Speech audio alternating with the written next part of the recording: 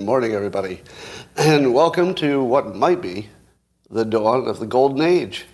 I think Musk's purchase of Twitter is changing things more than I thought. And I feel like it's not changing the technology so much as how we're thinking about everything and how we see everything. More about that later. But first, how would you like to take it up a notch? All the way from the most exciting thing that's ever happened to you, Coffee with Scott Adams, to something transcendent. Well, if you'd like to do that, all you need is a cup or a mug or a glass, a tankard, chalice or stein, a canteen, jug or flask, a vessel of any kind. Fill it with your favorite liquid. I like coffee. And join me now for the unparalleled pleasure, the dopamine of the day, the thing that makes everything better. It's called the simultaneous sip. And I love you too.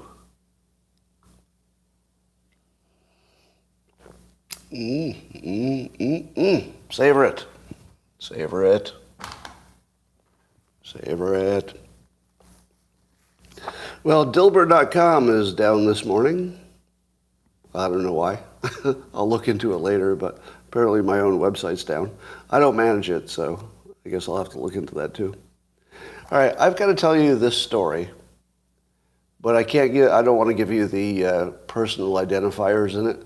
So it's sort of a real story, but I'm going to change the name in the story.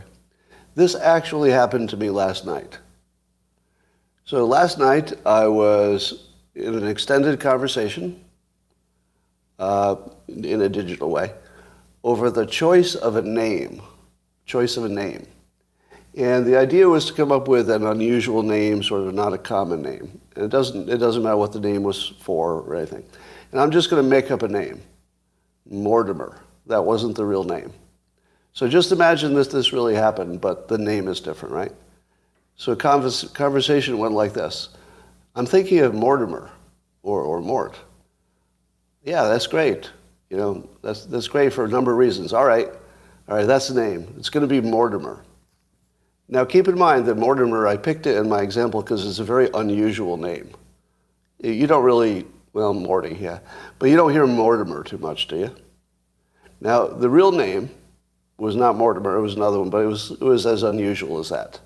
Now, 30 minutes after this conversation, and I want to say this clearly, it's a name I probably have never used in 50 years or more.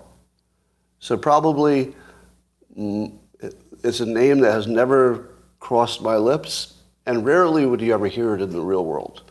It's a very unusual name. I turned on a TV show from the 70s,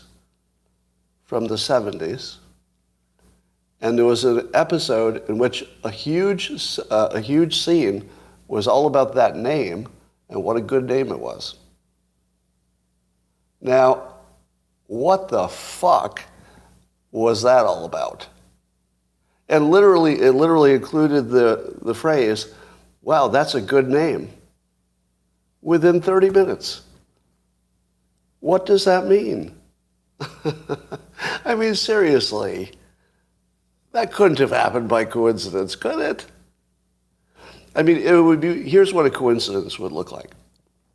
I'm not going to tell you the name of the show, because I don't want to put any identifiers in it.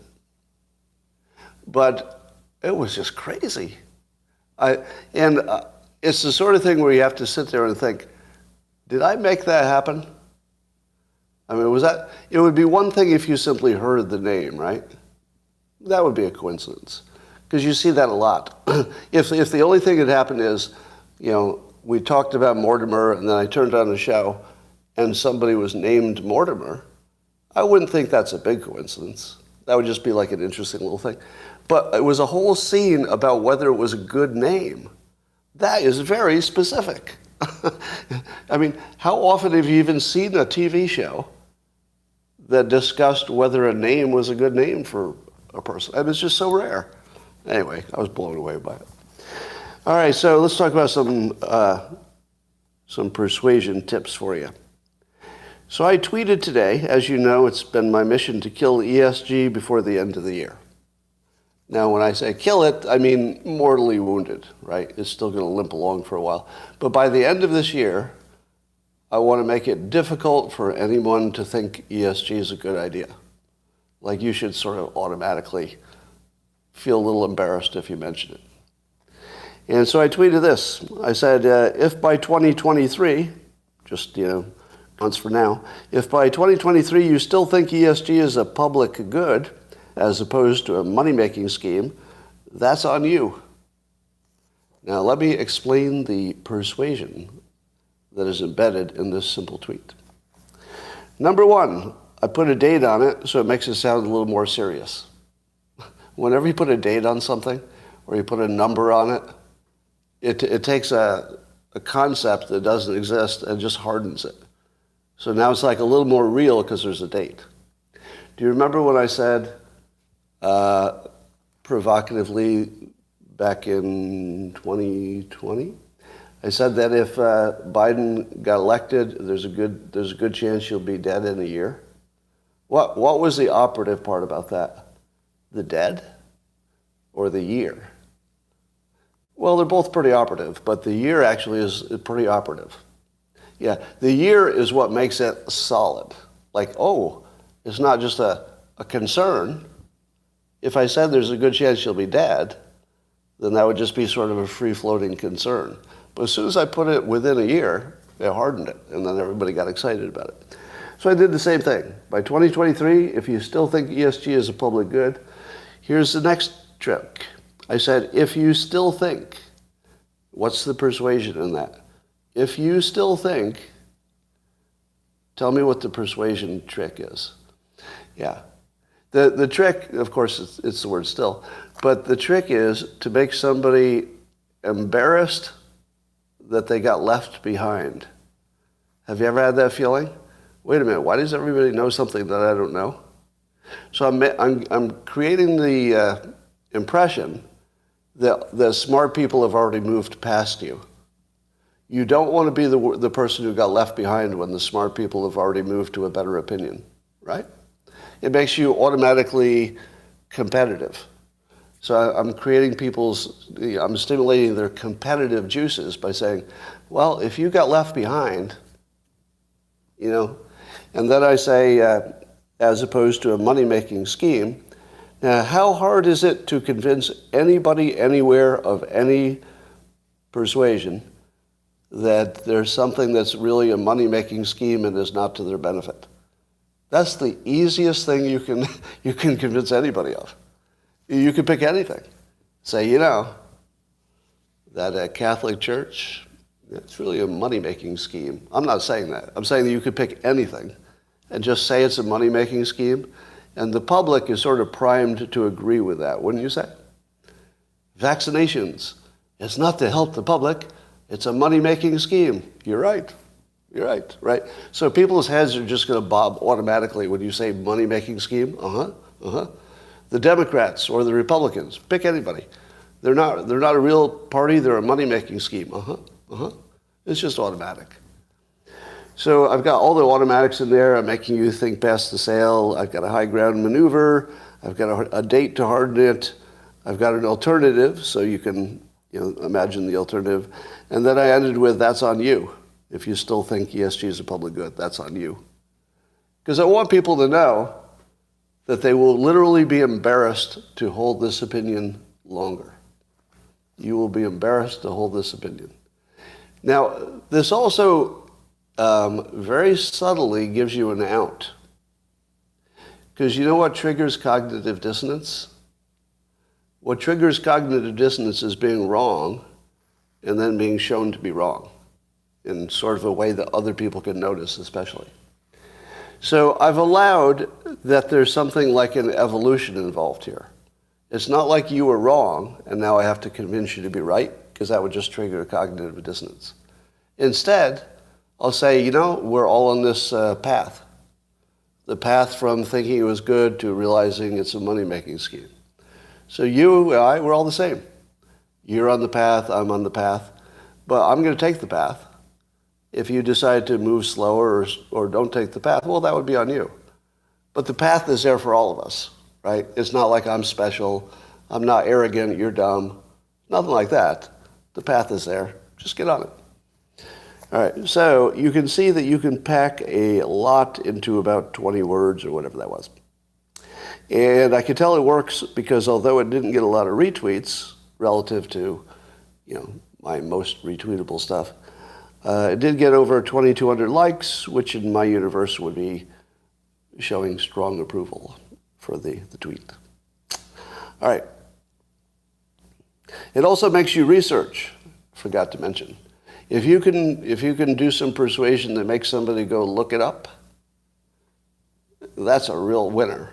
Because if somebody takes the time to research whether what you said is true, or to research any part of it, then that becomes much stickier than something that somebody heard and then didn't act on with their muscles and their brains and their actual body.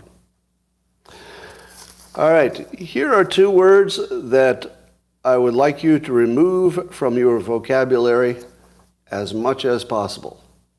This is not a standard which I can achieve myself.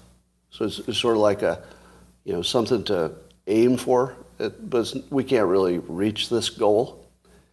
And that is to stop using the words must and should in terms of argument. Must and should. Must and should are very handy words when you're just trying to not discuss something.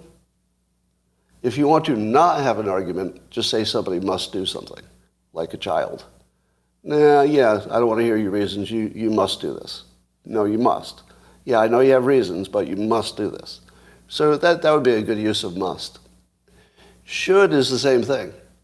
Should tries to trick you into thinking there are reasons, but it's just a word. It's just a should. So when you say should or you say must, the first thing that goes off in my head is, oh, you don't have an argument, right? Because people don't use those words when they have reasons. Here's what a reason sounds like. Oh, if you do that, there's a high risk you'll die. That's different than you shouldn't do that. Right? It's pretty different. So don't use must and should, or at least reduce them. I asked this question because it's really, in some ways it's the biggest question in the country, and it's weird how little attention it gets. At the same time, it gets lots of attention. Meaning that all the people giving it attention live in bubbles, and their bubbles don't collide. So here's the question. Do you know anybody personally, not something you read about, but do you know anybody personally who you suspect is a key word because you don't know, do you know any personally that you suspect died from a vaccination complication? So now my Twitter followers are anything but a random group. They lean right. But what percentage do you imagine believe that they know somebody who actually died from a vaccination? And the answer is 24%. 24%, which is roughly a quarter. So you could round it. Some people would round that to 25%, but I'm not making any point about it. I'm just saying it rounds. Now, I'm just sort of being a dick. The 25% rule that I always joke about, that 25% of the public will get every poll question wrong. It doesn't matter what the question is. There's just something magic about that number. 25% get everything wrong. But I don't think that applies in this particular case. In this particular case, I'm going to give you an exception and not do the 25% rule, because that's just for fun. This is actually life and death. Now let me ask you this. If you had never heard of vaccinations, would you have even noticed? Because I wonder how often people die, for reasons that they're too young. Are there that many people dying unexpectedly? I don't know. There are lots of reasons for excess deaths. Everything from healthcare that was deferred to people got fatter to maybe they have long COVID. I don't know. Yeah, it's the healthy ones, they say. It's the healthy ones who are dying. I don't know. Here's what I can't understand. If it's true, imagine it's true that something like a quarter of you actually personally know somebody who died unexpectedly, meaning they're not filled with comorbidities, 80 years old, that they're young and nothing obviously wrong with them. Don't you think that if a quarter of you were seeing this in the real world and it was real, don't you think the medical community would be more aggressive about this? Or do we still believe that they're just worried about their paychecks? And that something of this scale they would still ignore? What would be the scale at which you think there would be a tipping point? This is just a mental exercise.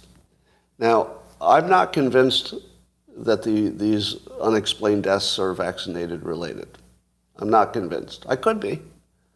I could be. So let me be really clear. If it turns out that they are vaccination related, don't come to me and say, you said that wasn't the case. I never said that. I'm saying I don't have information that I find compelling personally. But there's nothing that would rule it out. I'm not aware of anything that would rule it out. Are you? Is there anything that would rule out the possibility that there is an unusual amount of vaccination-related deaths? I'm not aware of anything. But I'm not aware of anything that confirms it either. So, but let me ask you this question, just hypothetically. Suppose 75% of you were aware of somebody personally who died probably from a vaccination. You don't know, but the timing suggests it. Suppose 75% of you are aware of that. Do you think that the medical community could still say, yeah, but paychecks? Suppose 1 million people a year started dying unexpectedly. Would the medical community as a whole still say, no, paychecks, got to get our paychecks, no? Would you still see only the rogues? Would it still be just, Dr. McCullough and Dr. Malone? Would they still be the only ones out there? Not the only ones. There are other ones out there. Right? But I'm just wondering do you see any tipping point? Is there any level at which this suspected problem, if the suspected part got bigger and bigger, is there any level that people would go against their economic interests? I don't know. At some point, even the media would notice, right? Well, here's the thing. To me, it's already at that level where I can't imagine the medical community would not have risen at one and said, all right, we're going to have to take this seriously. So there's something going on here. I don't know exactly what it is. It's an interesting mystery. All right. Let me cause some real trouble here. I tweeted today to make everybody angry, and this is based on a bunch of stuff I'm seeing on social media. So this is not Scott was sitting there and cooked up a new thing to be provocative. This is Scott keeps seeing the same thing on social media, and the same thing is that marriage doesn't work because women are incentivized to cheat and take your money and leave. And I'm seeing women say it basically. There's one woman in particular who's getting a lot of retweets on, or getting a lot of attention on mostly Instagram. And the idea goes like this. Two people are dating, and they show each other their best side. So then they decide to get married, and then as soon as you're married, you end up relaxing, right? You're not as romantic, and you have kids, and then the kids are the priority, and you get busy, and you see each other, dirty and unwashed, and you're sick, and every other bad thing. So you've got some challenges. Now, in the past, that was still enough to stay married. I don't know if they were happy or not, but people more likely stayed married. But in the modern world, have I ever told you to follow the money? One of my most consistent themes is that follow the money works even when you don't think you should, right? It just works every time. It's so consistent. And the idea is that if a young woman gets married to a guy who's got some money, and then she decides to divorce him, she gets, a portion of that money, and then she can just go find another guy who's more exciting. So she doesn't have to stay with a suboptimal guy when she can take money and improve her situation by just cheating and ruining the marriage and moving on. Now, and there's always someone more exciting because social media makes everything possible. Now, here's what I think is the biggest fuck you that the public has ever given itself. We keep blaming each other for this. Cut it out. Cut it out. Yeah, like if two people have a divorce, what do we assholes say about them? We're assholes. We say, well, you picked wrong. You picked wrong, right?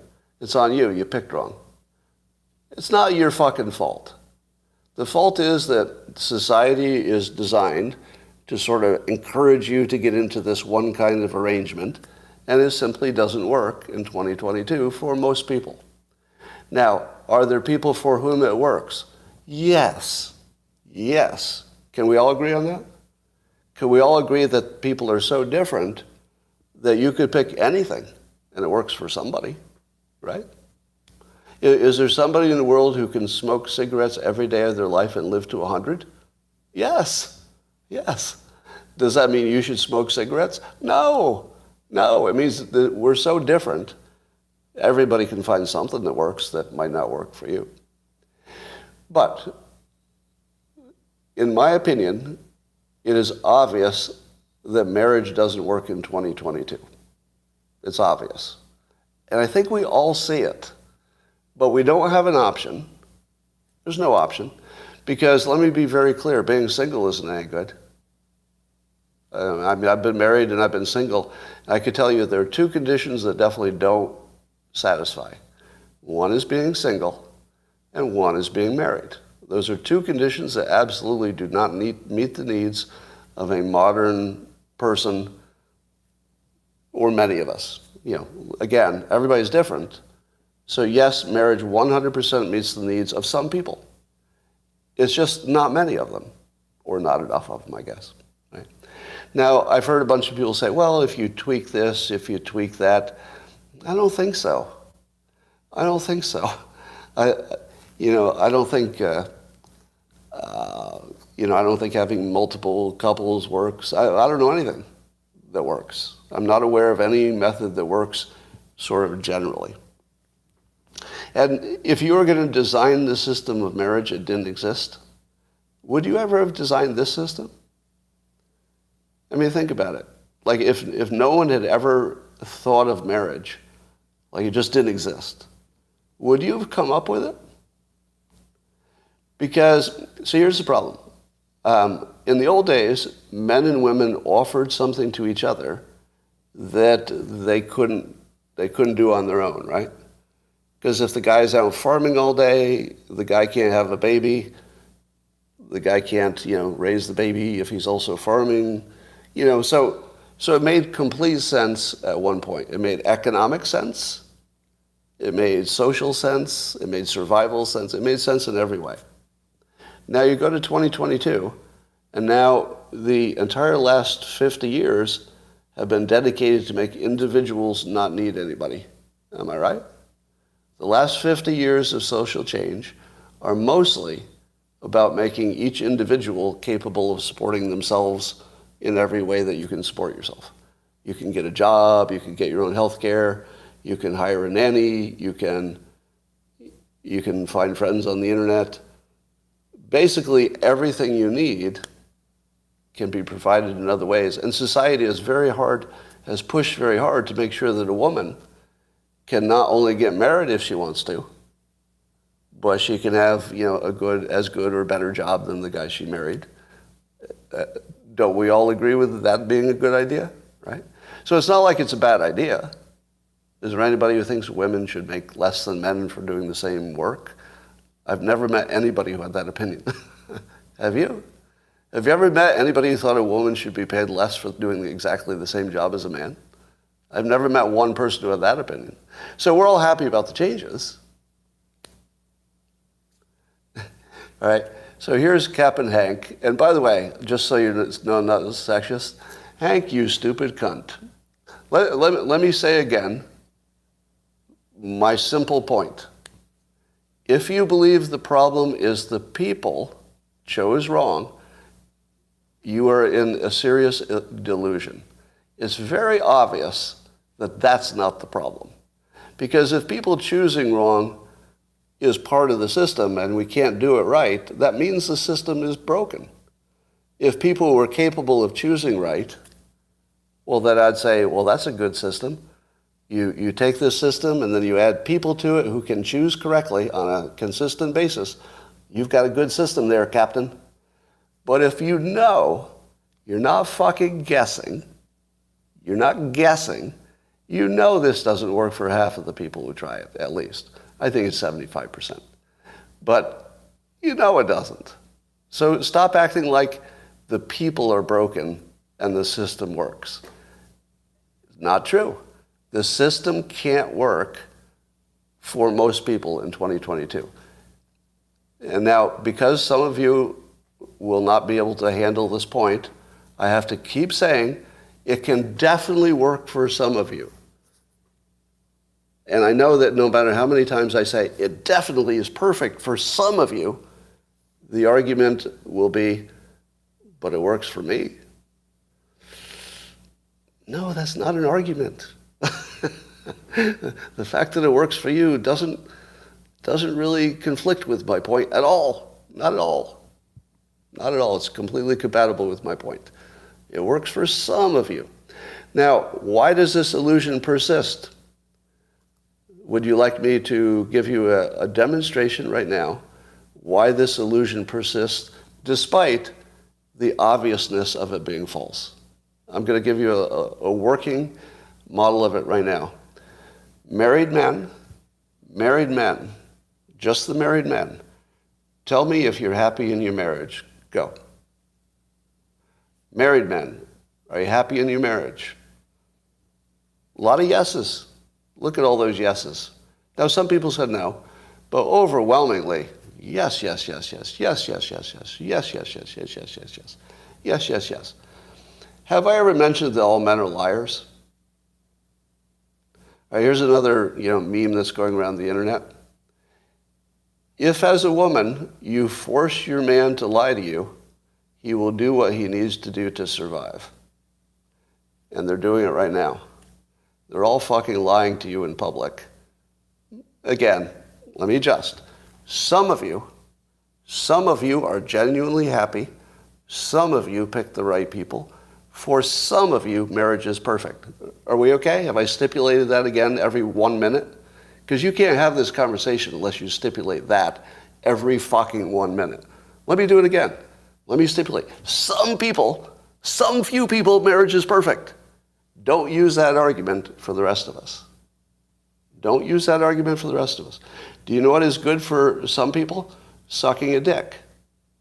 For some people, sucking a dick is a great day. It just isn't for everybody, okay? So no matter how much you love sucking a dick, and I'm okay with that, by the way. I'm not. It's not a criticism. I'm just saying that people are different, right? If that's your thing, do not argue that it's my thing and everybody else's thing because you love it so much, all right? Same with marriage. It's just like sucking a dick. It's something that works great for some people. It's just not an argument for everybody else. All right. Let's see. So I think men are lying about how happy they are. And also there's some cognitive dissonance that goes into there. But I also think men are easier to please. Let me give you, all right, I'm just going to say it. You always think to yourself, how honest do you want to be? So I'm going to be a little extra honest. It's my belief, after living a lifetime, that evolution has created a situation in which the most natural arrangement for a man and a woman is a woman who cannot be pleased and a man who doesn't know that she cannot be pleased. And he's pretty sure that the next thing he does is going to get it done. Because men are perpetually fooled by women who say, if you give me one more thing, I'll be happy. If you just do this one thing. I got one complaint. I just have one problem. Seriously, just one problem. If you could fix this one problem, well, thank you. Thank you for fixing that one problem. Well, I have this other problem. Right? Now let me be really clear.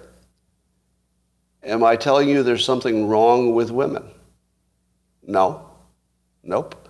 I'm telling you that I believe that we evolved this way for the best possible reason, that it seems to be supportive of having children.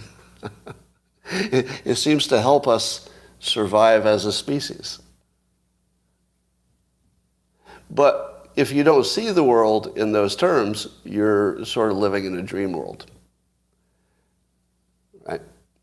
Now, why does a marriage sometimes work if there's a woman who can never be happy and there's a man who is continually fooled into thinking he can make it work? Why are some people still happy?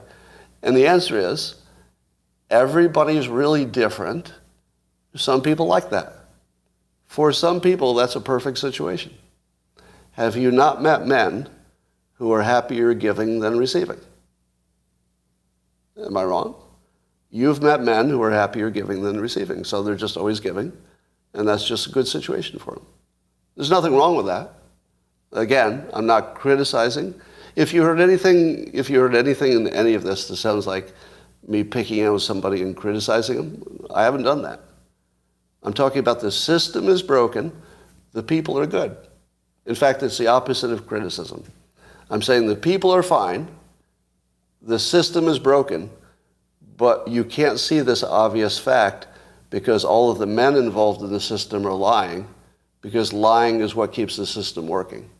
You have to sort of lie to yourself that this is okay to be in it. So, that's my cheerful... And to be clear, I'm not aware of any alternative that's better than marriage. So let me end on the positive. I don't know anything that's better. Do you? If you do, I'd be sort of curious about that. All right. I heard from a marriage counselor who saw my tweet and said, as a marriage counselor who teaches the Gottman method. Now, the Gottman method I don't know much about, but there was a little chart involved. And I guess the chart involves teaching couples to act differently. So it's basically a set of things like, in this situation, do more of this and less of that. In this situation, do more of this and less of that. So it's a set of steps that if everybody just followed these simple guidelines, they'd have better marriages. And so this marriage counselor teaches the Gottman method with success.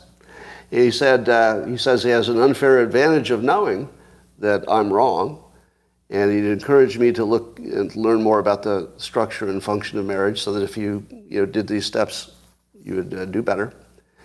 And I tweeted back, I said, you've met women who are willing to change their behavior? Have any of you seen that? Have you ever met a woman who was willing to change her behavior? I mean, seriously, again, if this sounds like a sexist thing, I don't mean it that way. I mean, I've never seen it. I'm not saying it's good or bad. I've just never seen it. Have you? I saw one yes. But most people are saying they've never seen it. All right. So some of you believe you've seen it. Oh, I'm seeing a bunch of yeses. You've actually seen people change their basic behavior. What would that look like? Let's take an example. Let's say the basic behavior is nagging too much, right? A very sexist kind of a statement, but let's say it's that the wife, let's say the problem is the wife complains too much about things that are not that important. And let's say that woman learns that that's a toxic behavior and agrees to it. Yeah, that is a toxic behavior.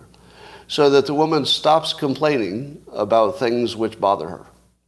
Everything's good now? Problem fixed. In what world does that fix anything? Because whatever it is that makes the woman unhappy or complain doesn't change, does it? If she still feels unhappy or unsatisfied or whatever, isn't she going to act that way?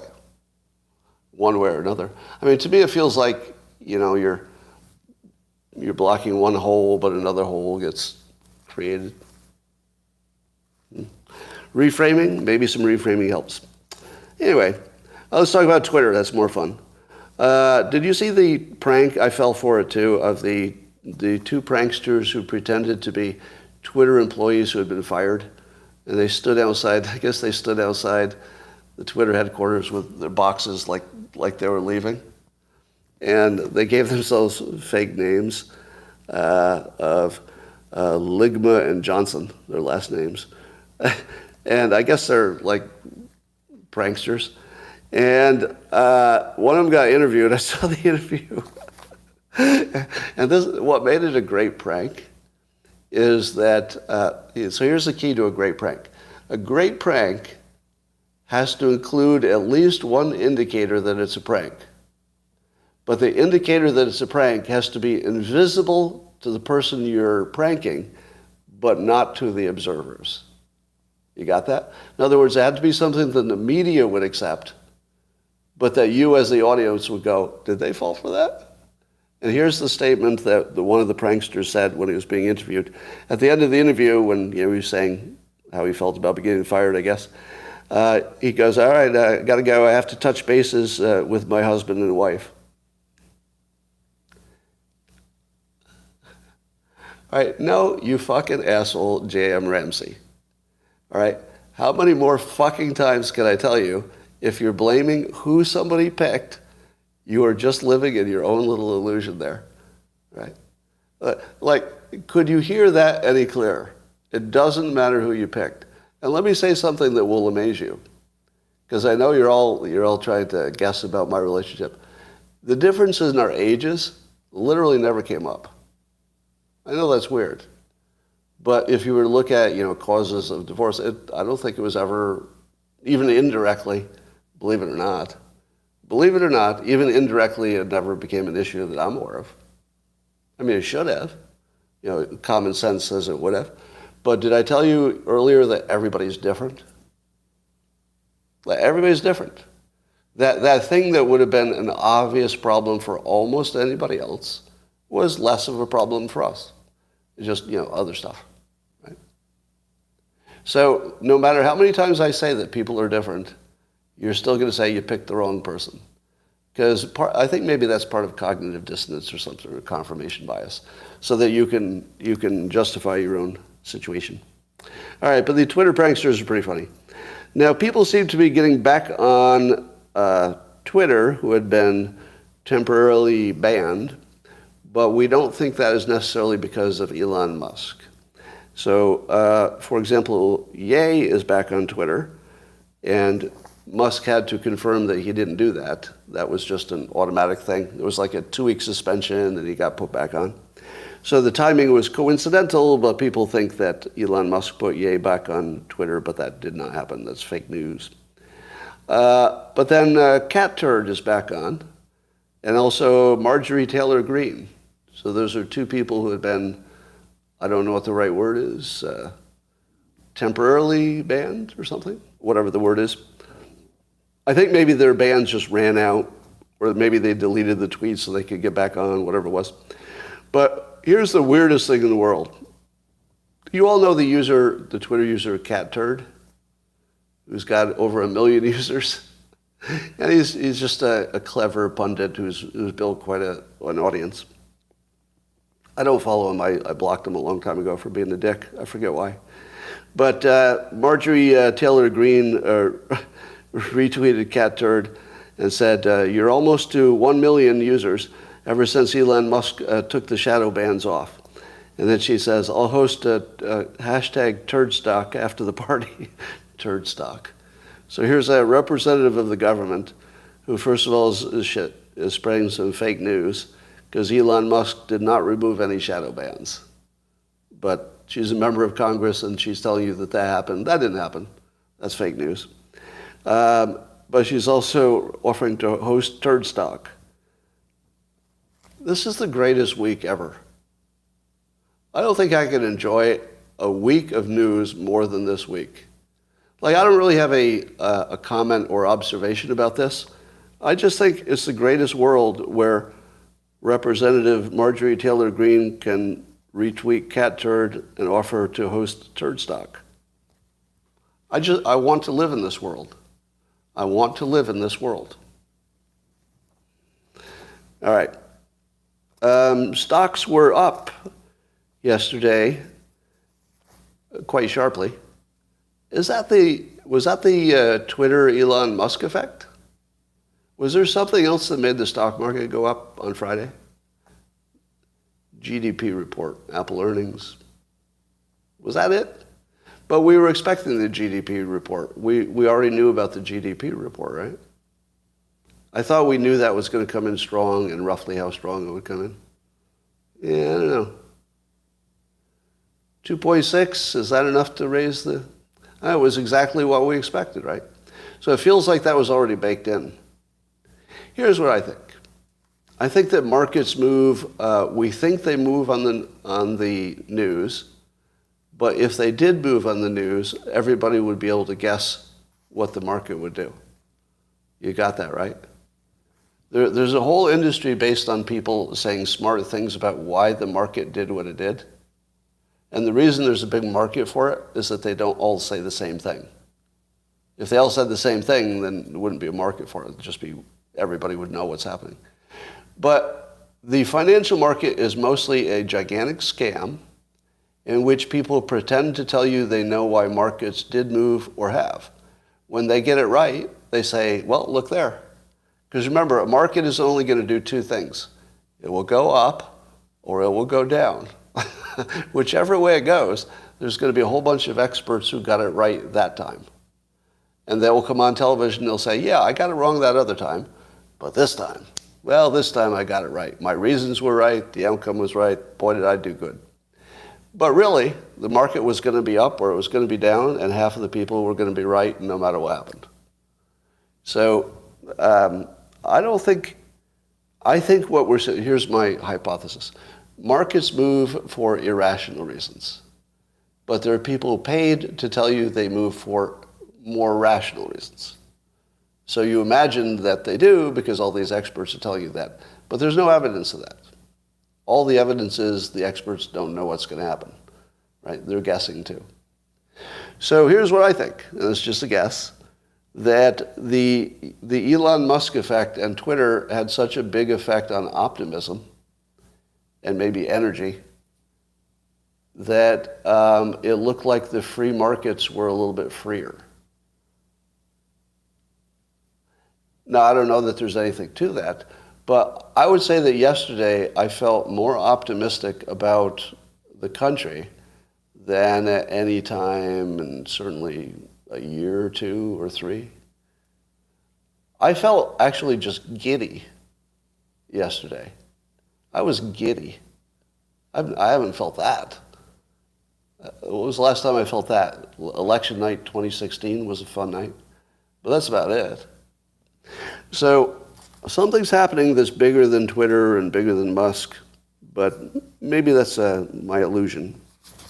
I don't know. So my user numbers went way up. So normally I'd get maybe 200 new followers a day. I got 4,000 yesterday. Now, do you think that I went from a baseline of 200 a day to 4,000 just because more people were interested in joining Twitter? Now remember, Elon Musk has confirmed that he's made no change to who's allowed on and no change to the algorithm.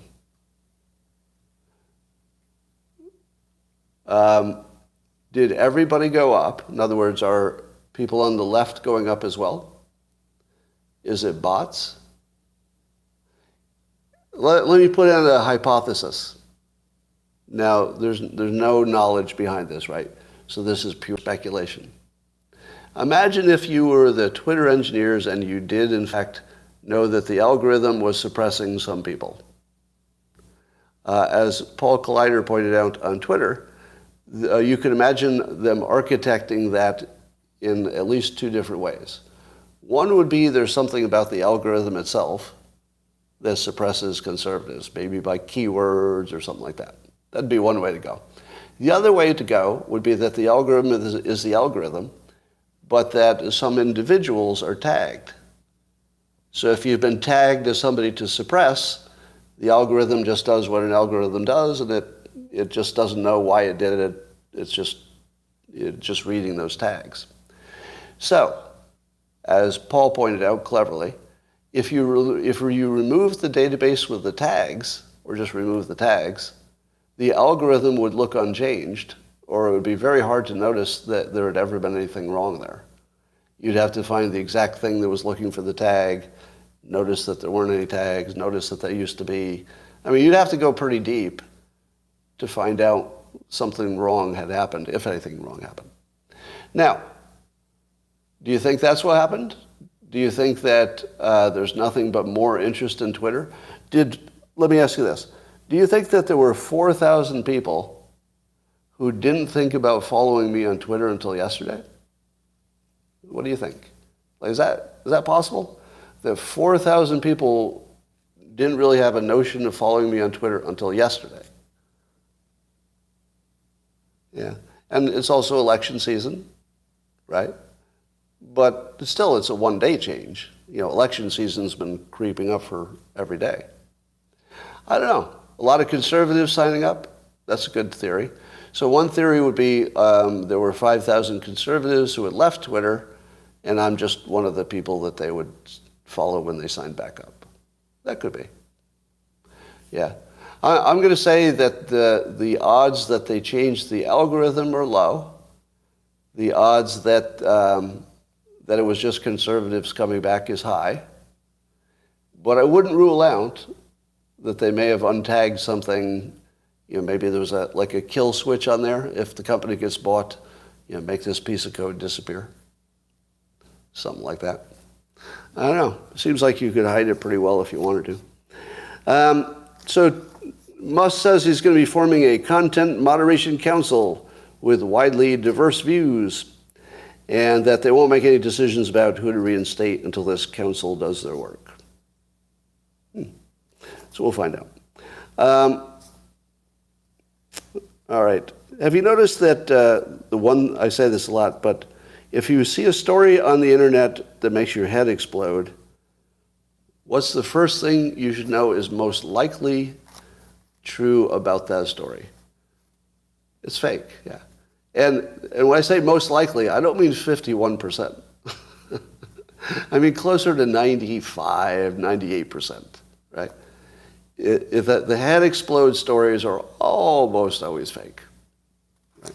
So the story about Elon Musk immediately reinstating Ye, which was fake news, I saw on Twitter, heads were exploding.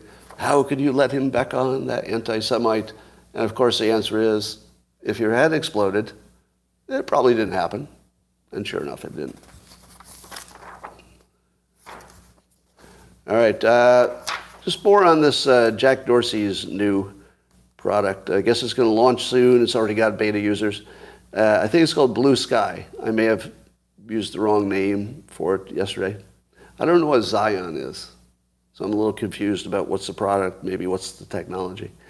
But the idea here is apparently there are multiple social networks in some kind of formative stage that were trying to solve the problem that current social medias don't solve, which is too much consolidation of power, and the government could, force them to do something. So the ideal situation would be you could post on any social network. You would always own your own data, so nobody else could influence it, and there wouldn't be any corporate entity that could be influenced by money. And I don't even know if Blue Sky is a money-making venture. I'm that confused about it. I'll probably know by the end of the day. But is Blue Sky a open code, open network for the benefit of the world? Or is it a money-making venture?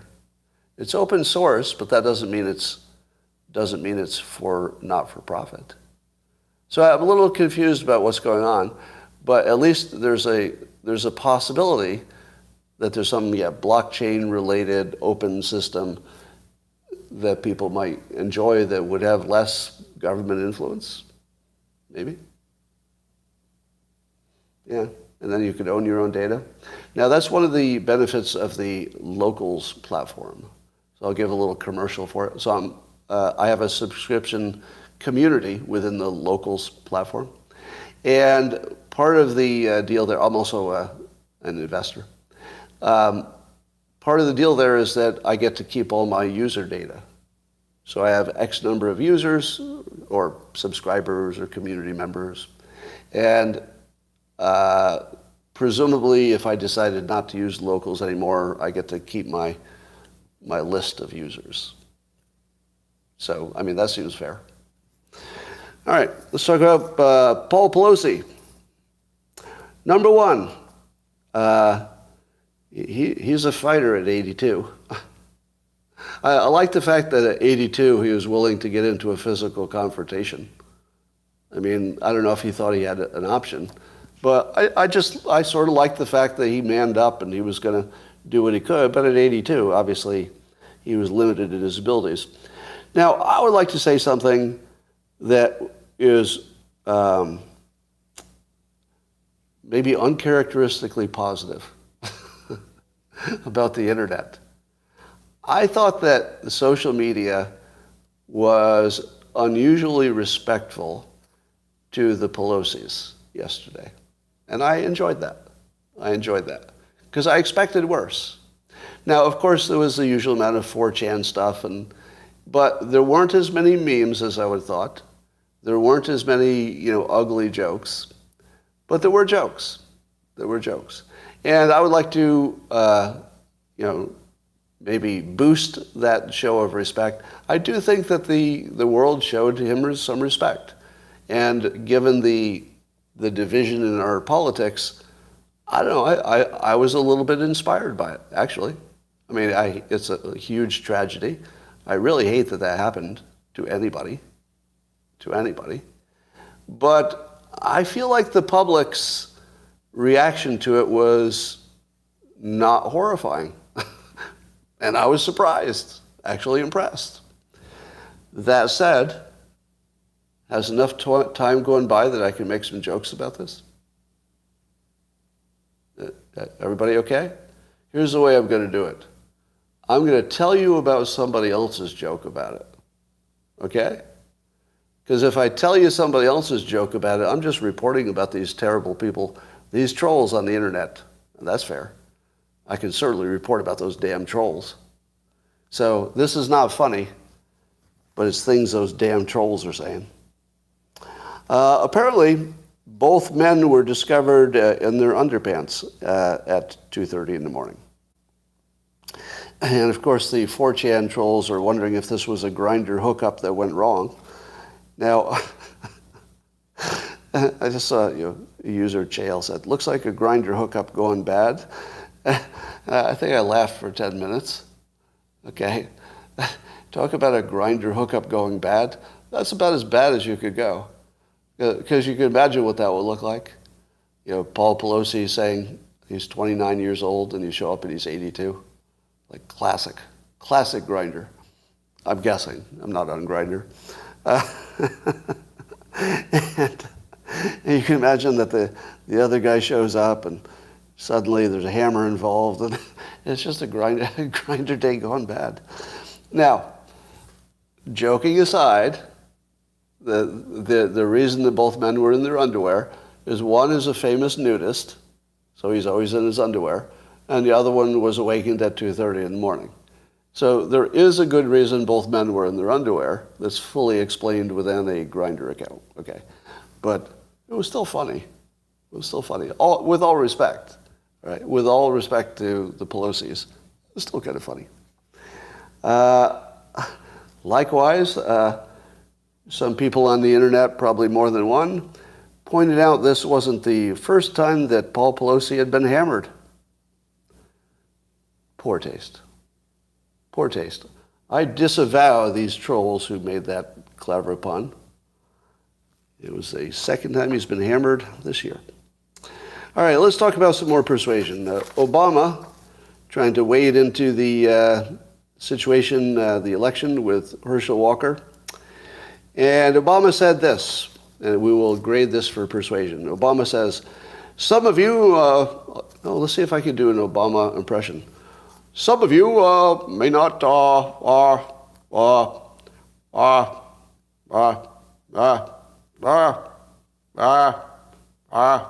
some of you may not remember, but Herschel Walker was a heck of a football player. Does that make him the best person to represent you? Let's say you're at the airport and you see Walker and you say, hey, there's Herschel. There's Herschel, Heisman winner. Let's have him fly the plane. We will now grade him on his persuasion. Don't grade me on my my performance. That was bad. All right, what do you think of that point? Just because Herschel Walker was a Heisman winner, that doesn't make him a politician. And just because he's a Heisman winner doesn't mean he can fly a plane. And what did people say about that? They said, your analogy is no good because the person he's running against can't fly a plane. No, that's not how analogies work. No, that's not how analogies work. And other people said, no, that doesn't work because Obama himself doesn't know how to fly a plane. No, that's not how analogies work. An analogy is not about all the things being the same. An analogy is about one narrow point, and the narrow point being, if you're an expert in one thing, it doesn't necessarily make you an expert at another thing. That's it. It does not matter if Obama can fly a plane. Right? Not the point. Not the point. Anyway, as soon as an analogy enters, everybody goes nuts. But I liked it because it was visual and you could feel it. Did I tell you that the greatest persuasion is fear? And following that, the greatest persuasion is usually visual persuasion. So here Obama managed to get some visual, because you imagine yourself walking up to Walker in the airport, right? Don't you imagine it? When he describes it, you put yourself in the airport. Oh, there's Herschel Walker in the airport. Now you're seeing him, and then you imagine him with a pilot outfit, looking like John Travolta, right? Like Little Anna Place. And then you imagine yourself on a plane, and you imagine that an unqualified pilot is flying it, and you're like, oh, I'm afraid. So somehow Obama managed to work fear and visual into it. But because he made it an analogy, everybody blew up on the analogy, and it didn't work. I was gonna grade Obama high for the visual and for the fact that he worked some fear in there in a clever way. But when you see that it's in an analogy and the public can't handle analogies, they just argue the details, which is completely missing the point. I guess I'd say it didn't work, but it was a hell of a try. Yeah. All right. Was there anything that happened in the actual news that didn't have anything to do with Twitter or your personal life?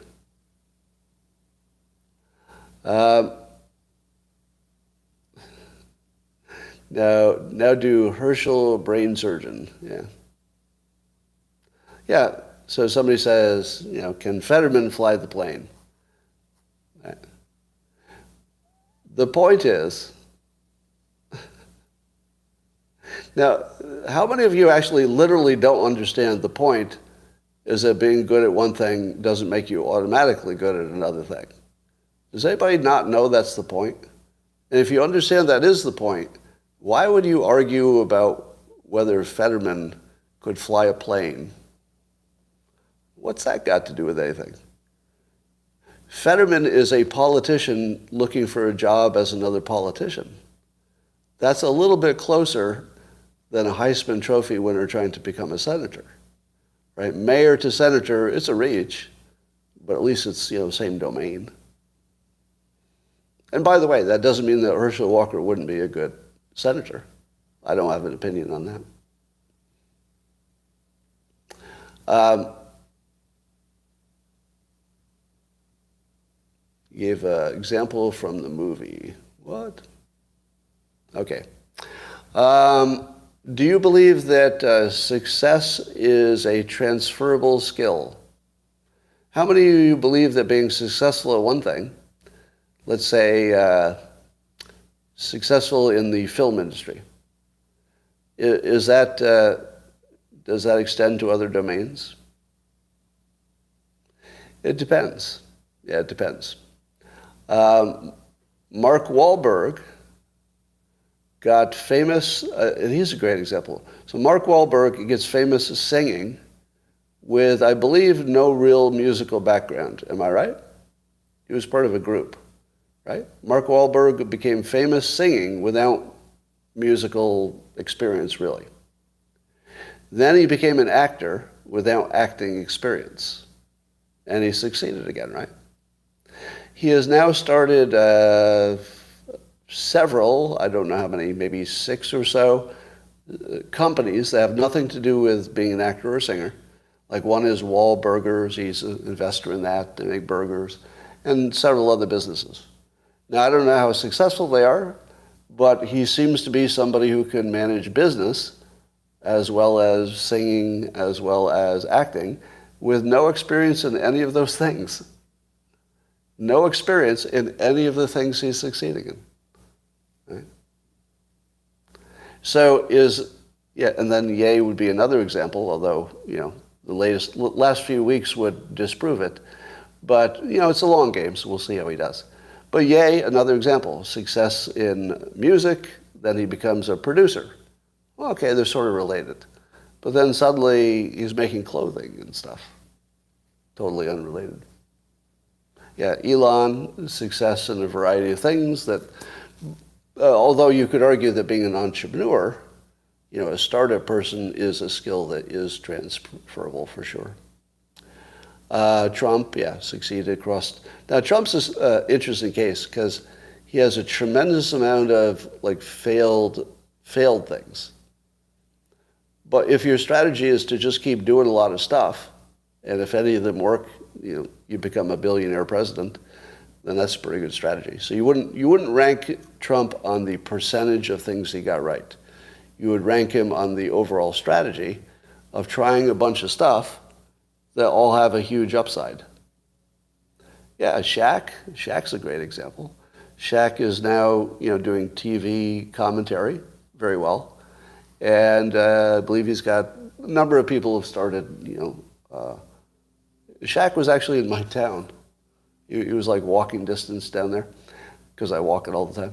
He was in the restaurant I eat at all the time. He was selling his liquor there. Had an event. Yeah, if you look around, you'll see that the most famous people, Stallone is a great example. Stallone blows me away with his talent stack. Here's something you don't know about Sylvester Stallone. I might have the story a little bit wrong, but this is approximately right.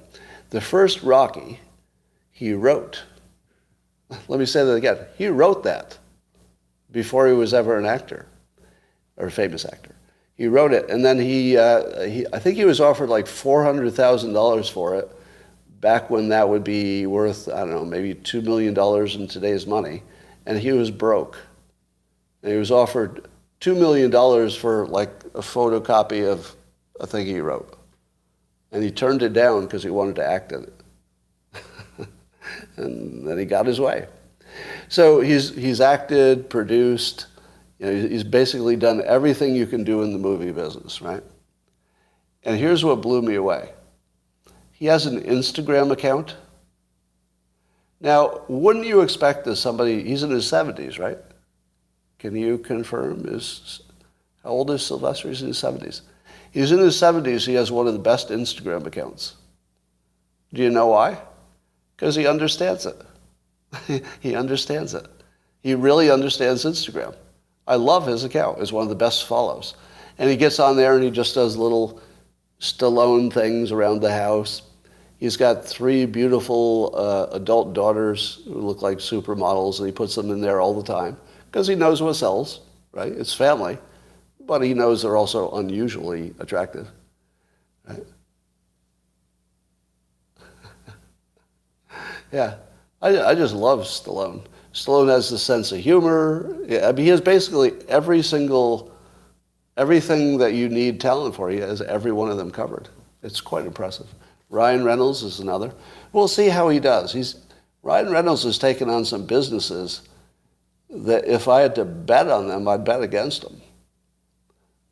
But he's bringing a huge asset to them. Like he's buying a soccer team you haven't heard of, and he's got some alcohol thing that I haven't heard of. He's got Mint Mobile that I don't understand how they can compete against the big ones. I don't understand it. I'm not saying they can. I just don't understand how that works. Does anybody understand how Mint Mobile can even offer a product? What's a virtual network? They buy excess time on existing networks? Yeah, I don't really understand that. All right. It's a reseller. But it doesn't seem like a reseller could get that big if they're just reselling excess capacity. Anyway, I don't understand it. But I'm sure it's a good idea. All right. Any other story that... Oh, Ryan Reynolds divorced? No. That's not true, is it? Did Ryan Reynolds divorce? With Blake, whatever? That's not true. Is it? I don't think that's true. I thought they were one of the more successful marriages. Yeah. No, let's not say that about him. You know, if Ryan Reynolds can't stay married, who can? Oh, Tom Brady got divorced.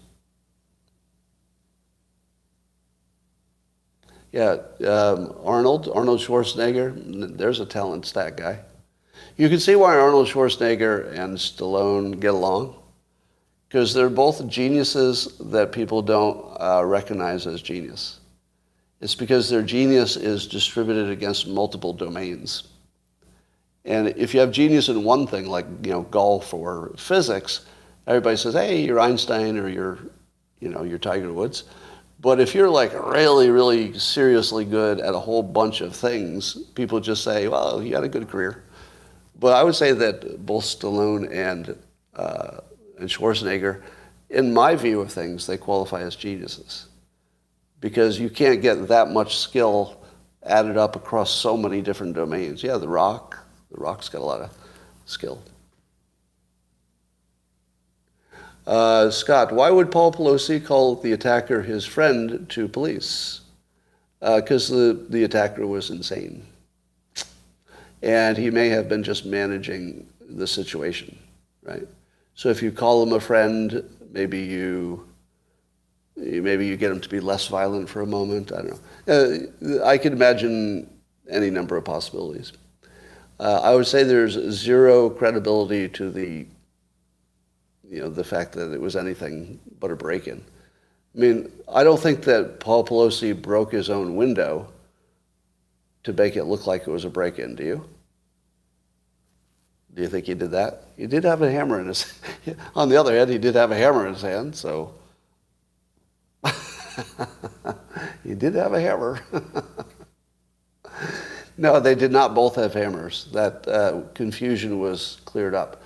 Only Pelosi had a hammer, but the other guy pulled it out of his hand and then beat him with it.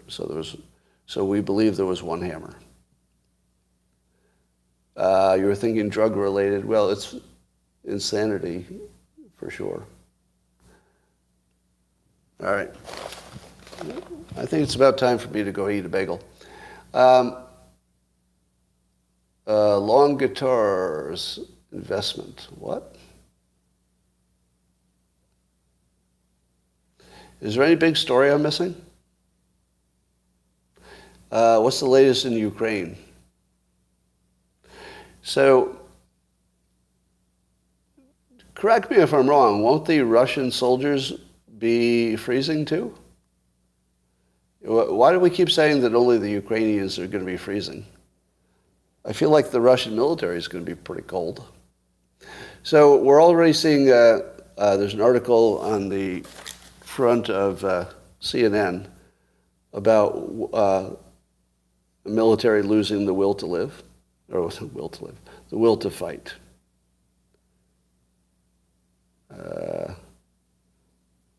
Why is this? All right, well, I'm having a computer problem. All right. Russia has more energy assets, but you have to get them to the front, right? And the problem is their supply lines are being cut. Bagels are bad for me. Well, compared to some things, maybe.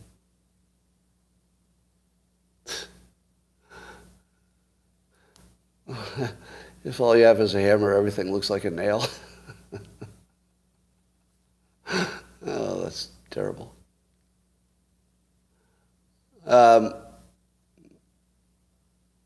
Yeah. You think most Russians have never been in a hostile environment? What? I'm pretty sure every Russian has been in a hostile weather environment. Oh, let me tell you about a tip that I heard the other day that I'm testing. All right. Now here's a lifestyle tip that I think you should take to heart. It has to do with continuous A/B testing for your main things. So your main three things would be diet, exercise, and sleep. Right? If you get diet, exercise, and sleep right, then everything else is going to work out better for you. So I'm continually experimenting with better ways to eat and better ways to exercise, better ways to sleep. And I saw this tip from some alleged expert on social media, and I wondered if you'd heard it before, and I wondered if you'd tried it.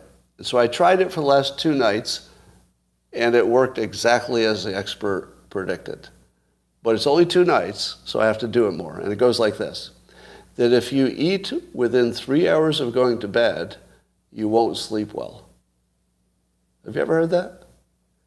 That it has to do with having carbs in your system. You don't sleep well with carbs. So you have heard that.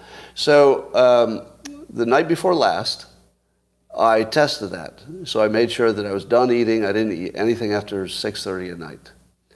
And I had the best sleep that I've had in weeks.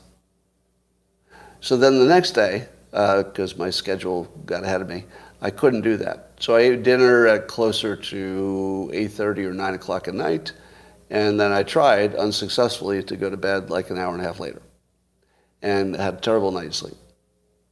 So I've tried it twice, and so far it's 100% that when I ate was completely predictive. And here's the weird thing. That one good night of sleep is the first one. And I never don't eat for 3 hours before bed. Like I'm generally snacking all night. Often the last thing I do before I go to bed, because I don't like to be hungry. Like that wakes me up too. So often the last thing I do before I go to bed is eat. Do you do that? All right, so here's what I'm going to do. I'm not claiming this works, because I don't know. What I'm claiming is really smart to test everything that's easy to test, with an emphasis on easy to test, right? This is one of the best life advices you'll ever get. Continually test in the domains of exercise, sleep, and diet. Never stop. Test, test, test, test, test. But always test the things that are easy to test but could have a big impact first. You don't want to test the big things. Like I'm not sure I would, I don't know. I guess something like going on a fast for one day seems like that's small enough you could test that, not much of a downside. So you saw when I did tried to solve my own medical problems, I filled my whiteboard with all the things it could be. And some of them were tough stuff, like endocrine problem. If it's an endocrine problem, It's going to be testing and doctors and trying drugs and God knows what, right? But of all the things that I wrote down that it might be, one of the possibilities was my blood pressure meds were the problem. Now, it turns out that was the easiest thing to test because I simply just skipped taking them for one day, which I knew was safe enough. I researched that if you miss it for one day, that's not a risk, right? It is a risk if you skip it for, let's say, more than one day. I don't know how much the risk ramps up, but if you go a week, I'm told there's a bounce back effect, and I don't know how dangerous that would be. I'm going to go somewhere really dangerous here in a moment. I'm going to switch gears. Let me tell you something I did yesterday that blew my fucking mind. And I need some help. I'm going to ask the internet brain, the collective intelligence, to help me out, because I sort of reached a cap of what I can do on my own. When I decided to experiment by stopping my blood pressure meds, the first thing I wondered is whether it's dangerous, right? Is it dangerous to skip one day? I figured no, but I didn't know how long I could go before it was dangerous. So I looked it up. And I didn't get a clean answer, but then I thought, well, my blood pressure is not super high, down to like 130 over 84 or something. And I thought to myself, okay, is that dangerous? Do we know the science says for sure that for the average person, that being a little bit high, 134 over, let's say, 84, is that going to be dangerous? And so here's what I did. I Googled it. Now, if you Google that, don't you think you're going to get an obviously clean, clear answer? Yes or no? Do you think that the science of blood pressure and blood pressure medication is settled to the point where if I ask it what blood pressure should be treated, there'll be a clean, clear answer with a consensus? Let me tell you what my experience was. So I Googled it, and I found a research that looked at other research, and it went through, what everybody says about what's dangerous and what's not. And then, since I couldn't understand all the science, I do what I always do. I skip to the conclusion. So this is not what it actually said. I'm going to make this part up, but this is how it felt. This study says this. This study says this. This study says this. So, and then the conclusion said, this is the national guideline. What I was looking at was an Australian study. So, and then the conclusion was, here's the Australian guideline. Do you see what's missing? They never connected the research to the guideline. They showed the research, and then they said, here's the guideline. And nowhere there did they say directly, this research supports the guideline. Because you know what? It didn't. It didn't disavow the guideline, but it also didn't support it. And so instead of just saying that directly, it just changed the subject. And so I read another one. I thought, well, that's weird. So I read another one, and sure enough, it blah, blah, blah, this is what the science says. And then the conclusion was, Merry Christmas. Now, it didn't say Merry Christmas. I'm making that up. But what it didn't say is something related to what I just read, the science. And so I ask you this question. Is blood pressure medication bullshit? Now, let me be very clear. I'm positive that for some people it keeps them alive. Can we all agree on that? I'm positive. I'm not a doctor. But I'm positive there's some people in some situations that it must keep them alive. I think my father might have been one of those, actually. Yeah, some people say it saved your life, etc. So I think so. But let me ask you this. Do you think science can tell me, specifically, I'm at my ideal BMI, I'm a pescatarian for decades, or vegetarian, pescatarian. I don't drink alcohol. I don't smoke tobacco. Do you think that science knows whether I should take blood pressure medication? What do you think? I think there's a guideline, and I think they told me I should. And I think if I asked 100 times, they'd say yes. I think if I asked 100 doctors would say yes. But do you think the science supports it? Because if it does support it, can you show me where that is? Because I looked and I didn't see it. Is it missing for a reason?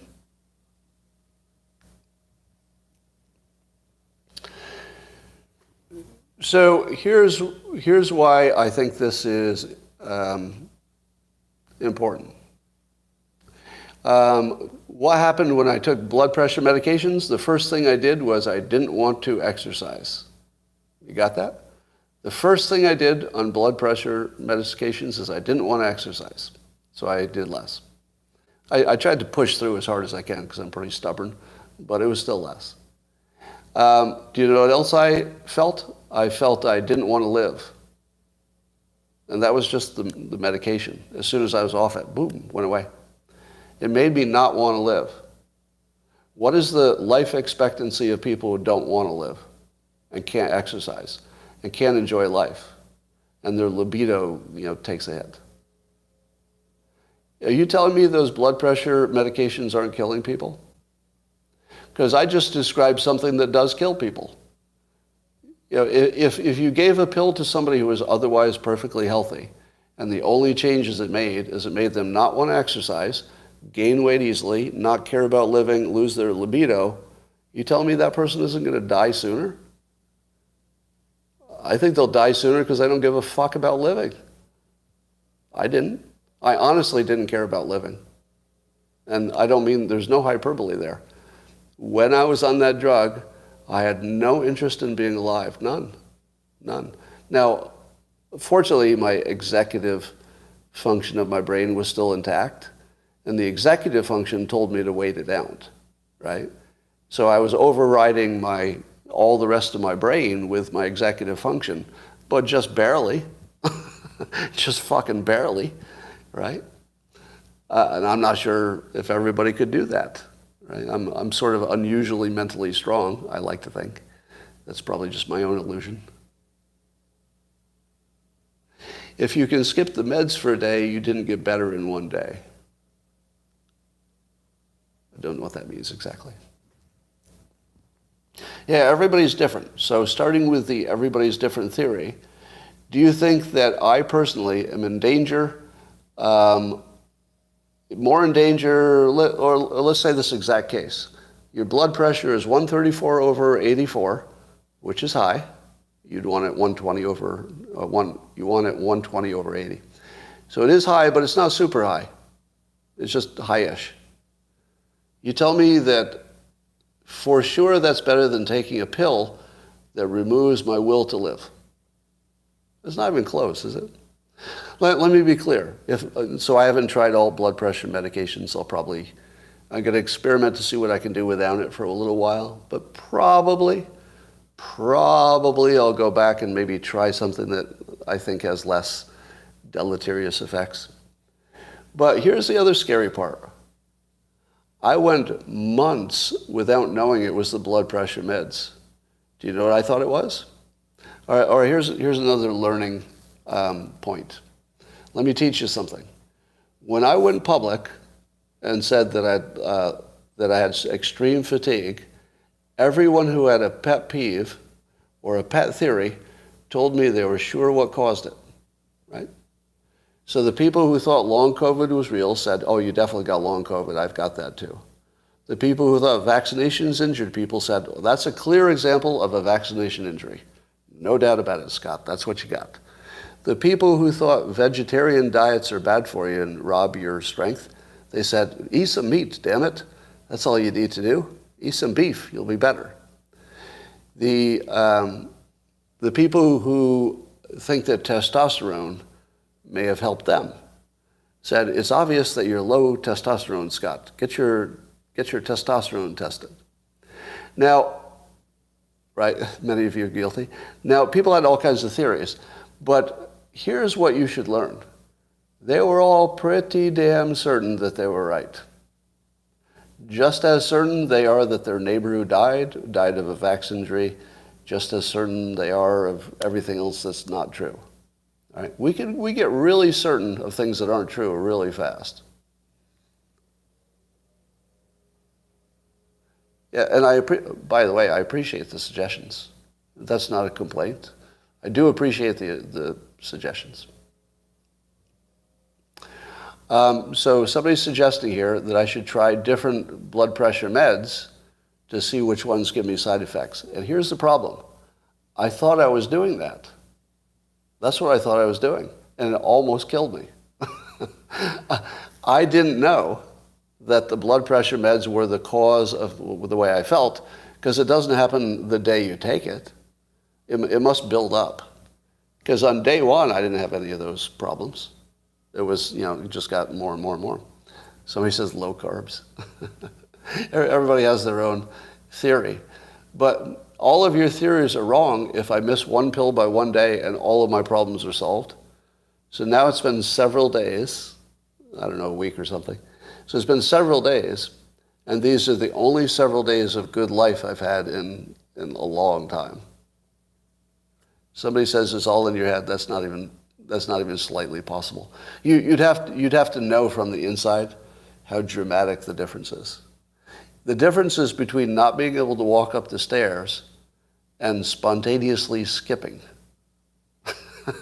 It's completely different. Like spontaneously, I think I'll just skip from this room to this room. Then there's no comparison. Right? That was not in my head. Definitely not in my head. Low carbs. I'm generally a low carb guy. I'm lower carbs than most people.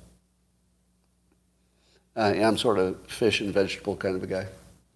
All right, that's all for now. I'm going to say goodbye to YouTube for now, and I'll talk to you tomorrow.